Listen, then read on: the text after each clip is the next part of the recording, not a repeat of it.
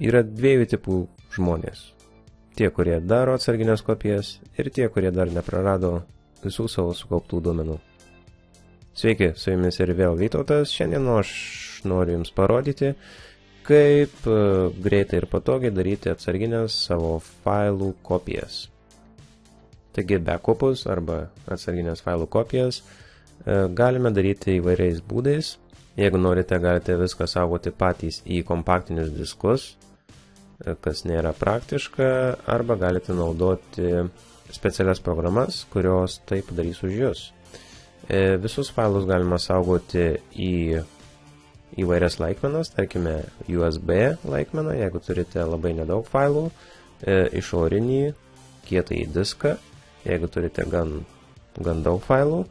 Taip pat galite saugoti failus į kitą kompiuterį, kuris yra, tarkime, kitame pastate, arba galite netgi saugoti visus savo failus į debesis arba internetą, į tam tikrą nutolusį serverį, kas yra, ko gero, saugiausia, bet kabutėse debesyse jūs negausite labai daug vietos ir taip pat greitis bus labai mažas.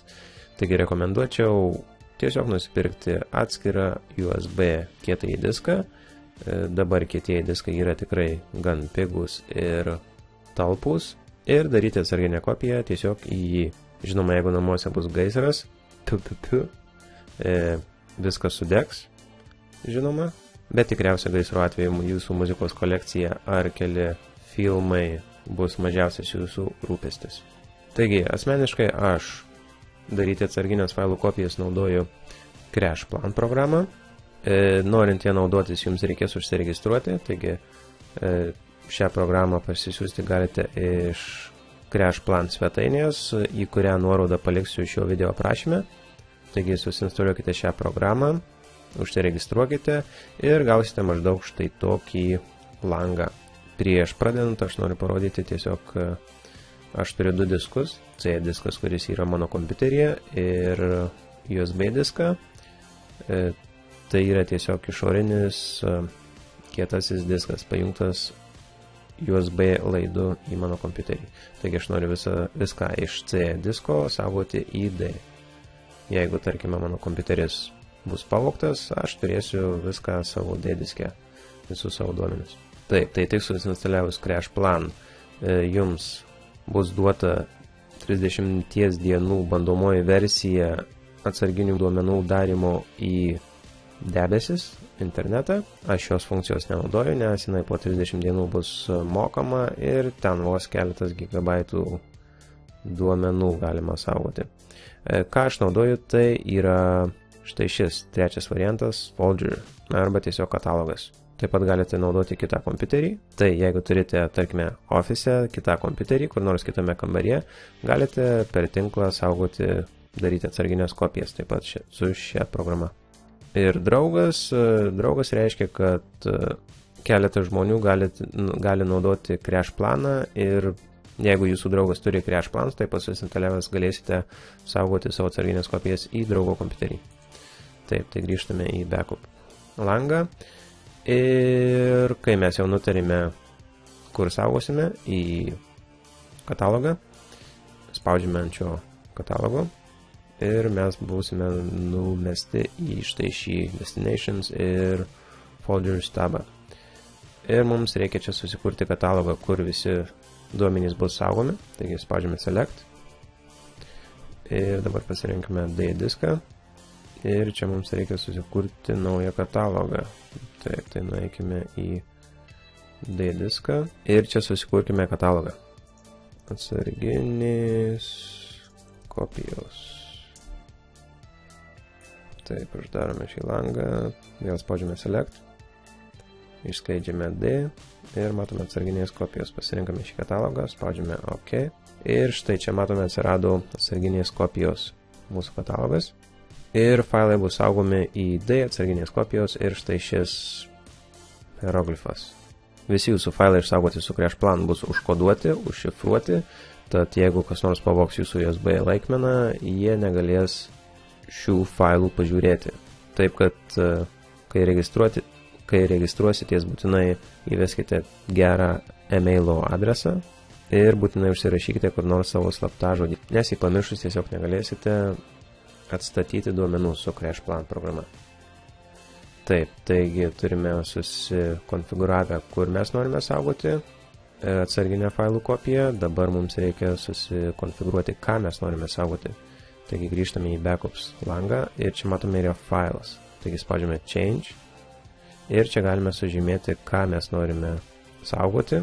Aš kaip pavyzdžiui tik tai paimsiu vieną katalogą, dėl drivers tarkime ir Save.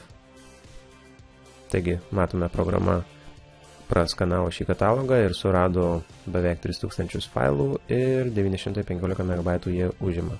Dabar ką mums belieka padaryti, tai paspausti Start Backup. Ir matome, duomenys yra kopijuojami.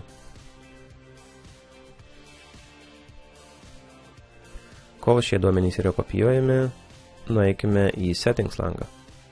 Čia ką nors keisti yra nebūtina, bet galime susikonfiguruoti, tarkime, pranešimus apie jūsų atsarginės kopijas.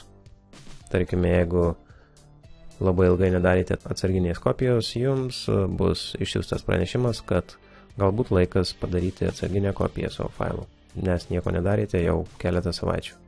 Taip pat galite susikonfiguruoti, kiek kompiuterio resursų bus naudojama daryti atsarginėms kopijoms. Taigi matome, jeigu aš nebūsiu prie kompiuterio 15 minučių, nieko su juo nedarysiu, tai CrashPlanas naudos iki 80% kompiuterio resursų. Jeigu aš ką nors veiksiu su kompiuteriu, tarkime, naršysiu internetą ar panašiai, jis naudos tik tai 20% kompiuterio resursų, procesoriaus resursų ir atsarginės kopijos darymas gali užtrukti šiek tiek ilgiau. Taip pat galime pasikeisti kalbą. Lietuvių matome nėra kol kas. Taip, kitas tabas Backup. Čia galite susikonfiguruoti, kada bus daromos atsarginės kopijos. Palikite Always. Ir taip pat Verify Selection Every kasdien, kas reiškia, kad jeigu atsiras naujų failų, bus daromas šių failų kopijos. Frequency, kaip dažnai bus daroma atsarginio failo kopija. Ir taip pat matome čia apačioje yra Remove Deleted Files, kas reiškia, kad iš backupinio failo nebus pašalinami ištrinti failai, jeigu šitas bus nustatyta ant Never.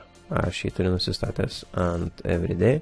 Tarkime, jeigu aš ištrinėjau ką nors iš savo kompiuterio, kad šis failas taip pat būtų pašalintas iš atsarginės failų kopijos. File Name Exclusions. Čia galite pridėti failus, kuriuos nenorite, kad CrashPlanas kopijuotų. Tarkime, jeigu nenorite kopijuoti muzikos failų, įrašote MP3, spaudžiate pliusą ir matome MP3 failai čia atsiranda ir jie nebus kopijuojami. Pašalinti, spaudžiame šį minusą ir viskas. Advanced Settings. Čia matome yra nustatymai apie failų deduplication. Tarkime, jeigu turite du failus tuos pačius, tai tik vienas iš jų bus nukopijuotas. Taip sutaupysite disko vietos ant savo USB kietojo disko. Compression, spaudimas atsarginės failų kopijos, taip pat encryption, užkodavimas, sistemos stebėjimas realiu laiku ir leidimas daryti atsarginės failų kopijas net tų failų, kurie yra atidaryti. Backup sets. Čia tiesiog atsarginės failų kopijos nustatymai. Ir taip pat kitas tabas, tai jūsų vardas, pavardė ir elektroninio pašto adresas. Security. Čia galite uždėti slaptažodį, norint naudotis CrashPlanu. Ir taip pat, kaip bus koduojami jūsų failai. Network. Čia tiesiog tinklo nustatymai. Bet kadangi mes nenaudojame interneto ar kito nuotolinio kompiuterio daryti savo atsarginiam failų kopijom, šis meniu nėra labai aktualus. Taip, taigi grįžtame į Backup langą ir matome, kad atsarginė kopija buvo padaryta. Backup Complete. Ir dabar pabandykime atstatyti ką nors. Taigi einame į Restore tabą ir čia matysime tuos pačius failus kaip ir C diske dėl drivers. Matome lygiai tie patys failai. Pabandykime atstatyti ką nors. Tarkime iš AMD ir pabandykime atstatyti štai šį failą. Taigi pažymėme šį failą ir dabar matome restore most recent version ir matome, kad bus atstatyta į darbalaukį ir jeigu tas failas jau yra ten, tai jis bus pervadintas. Mes galime desktop pasikeisti, taigi gali būti original location arba galime pasikeisti, kur mes norime šį failą išsaugoti. Taigi katalogas, desktop, spaudžiame ant šio desktop ir dabar galime išsisaugoti, kur tik tai mes norime. Tarkime, C dėl drivers. Čia tiks, ok. Matome kol kas čia tik tai šie du katalogai. Spaudžiame restore. Ir matome, šis failas buvo atstatytas. Jeigu norite atstatyti viską iš karto, tiesiog pažymime viską, nurodome į kur saugoti ir spaudžiame restore. Taigi, štai tiek. Tikiuosi, kad aš jums pagelbėjau ir nuo šiol jūs darysite savo atsarginės failų kopijas. Jeigu turite klausimų, būtinai palikite jos komentaruose, nepamirškite prenumeruoti ir paspausti laiko. Su jumis buvo Vytautas, iki kito karto.